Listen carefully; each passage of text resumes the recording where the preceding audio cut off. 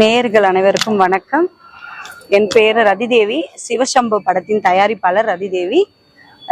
இணைய தயாரிப்பாளர் லயன் செல்வகுமார், இயக்குனர் பகவதி பாலா. இந்த படத்துல சிவசம்பு படம் ஒரு போலீஸ் சப்ஜெக்டும் அப்புறம் ஒரு பெண்களை பத்தி ஒரு முக்கியமான ஒரு கதையும் தான் இதுல சொல்லியிருக்கோம். பெண்கள் எப்படியெல்லாம் வாழலாம், எப்படியெல்லாம் இருக்கலாம், பெண்களை பத்தி தான் முழுக்க முழுக்க இது கதையா இருக்குது. நீங்க எல்லாரும் பார்த்தாதான் உங்களுக்கு தெரியும். இது ஆடியோ லான்ச். இந்த படம் எப்படி மேடம் உங்களுக்கு தயாரிக்கணும், எப்படி ஐடியா வந்தது, டைரக்டர் உங்களை எப்படி அப்ரோச் பண்ணாரு, அதை பத்தி கொஞ்சம் சொல்லுங்க. சார் என்னுடைய டைரக்டர் அப்ரோச் பண்ணதை விட ஆல்ரெடி 2018 இருந்து நான் சினி தயாரிக்கணுன்றது என்னுடைய விருப்பம், என்னுடைய ஆசை. அதன் மூலியமா தான் நான் சினி ஃபீல்டுக்குள்ளவே வந்த நடிக்க தான் வந்தேன். ஒரு சீரியல் பண்ணிட்டு இருந்தேன். நான் ஒரு 70 சீரியல் பண்ணியிருக்கேன். சீரியல் பண்ணிட்டு இருக்கும் போது தான் சில டேரக்டருங்க நமக்கு தான் தெரியுமே சினிமானா என்ன, பெரிய ஒரு ரோல் வரணும்னா இந்த மாதிரி அப்படியே அட்ஜஸ்ட்மெண்ட்லாம் கூப்பிட்டாங்க ஒரு சில டேரக்டருங்க. அதனால ஐயோ எனக்கு சீரியலே வேணாம், எனக்கு ஒரு பெரிய ரோலும் வேண்டாம், என்னால் என்கிட்ட ஏதோ கொஞ்சம் பணம் இருக்கு, அதை வச்சு படம் தயாரிச்சா நம்ம என்னன்னு எனக்கு ஒரு தோணுச்சு சார். அதை வச்சு தான் ஒரு டேரக்டர்கிட்ட போனேன். ஒரு அசிஸ்டண்டாக இருந்தேன், ஒரு டேரக்டர்கிட்ட அசிஸ்டண்டாக ஒர்க் பண்ணிட்டு இருந்தேன். அப்புறம் ஒரு லேடி டேரக்டர்கிட்ட அசிஸ்டண்டாக ஒர்க் பண்ணேன். அவங்க எல்லாம் படம் பண்ணாங்களான்னு எனக்கு தெரியாது. நான் அசிஸ்டண்டாக ஒர்க் பண்ணேன். அதுக்கப்புறம் சில விஷயங்கள் காரணத்தினால நான் வெளியில் வந்துட்டேன்.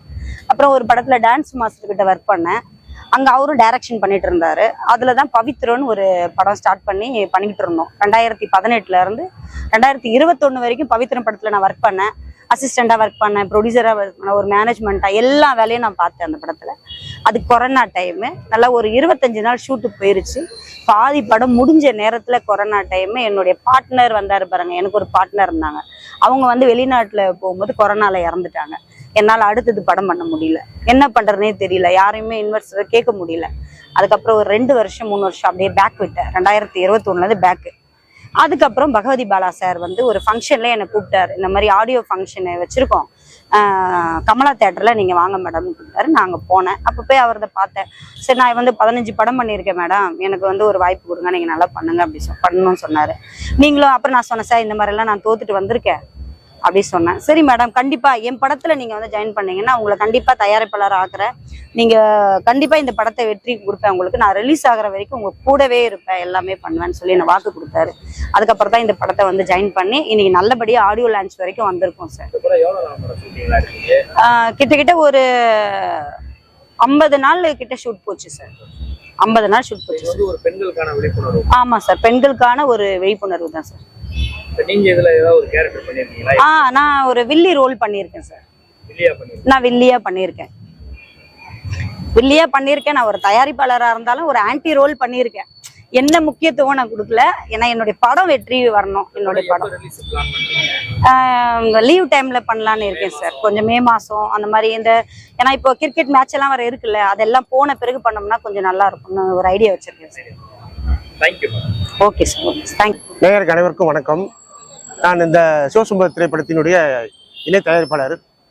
இந்த படத்தினுடைய தயாரிப்பாளர் இதை பற்றிலாம் பேசுவாங்க. நல்லா இருக்கேன் சார், நீங்க எப்படி இருக்கீங்க? நேர் அனைவருக்கும் வணக்கம். சார் இணைய தயாரிப்பாளர் லயன் செல்வகுமார், காஞ்சிபுரம் லயன் செல்வகுமார். இந்த படத்துக்கு முழுக்க முழுக்க ஒரு பெண்ணா நான் சாதிச்சிருக்கேன். இந்த படத்தை இன்னைக்கு ஆடியோ லான்ச் வரைக்கும் வந்திருக்கேன் அப்படின்னு சொன்னா முதல் காரணம் சார் மட்டும்தான். வேற யாரும் எனக்கு சப்போர்ட் இல்ல. ஆமா சார், இணைய தயாரிப்பாளர் சார். ஆமா சார்.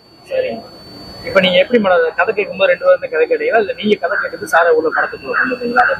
இல்ல, நான் தான் சார் கதை கேட்டேன். சார் நான் தான் கதை கேட்டேன். எல்லாமே சினிமா பத்தி சாருக்கு தெரியாது. அதனால சார் நான் உன்னைதான் நம்புறேன், உன்னை நம்பிதான் நான் வரேன் சினிமால, நீ என்ன சொல்றே நான் கேட்கறேமா அப்படின்னு சொன்னாரு. அப்படிதான் வந்தாரு. இன்னைய வரைக்கும் அப்படிதான் இருக்காரு. என்ன நம்பி வந்திருக்காரு. என் படம் நல்லபடியா ரிலீஸ் ஆகணும். சார் என்ன நம்பினதுக்கு நான் அவருக்கு நம்பிக்கை திருப்பி செய்யணும் சார். படம் வெற்றி பெற வாழ்த்துக்கள். Thank you sir, thank you.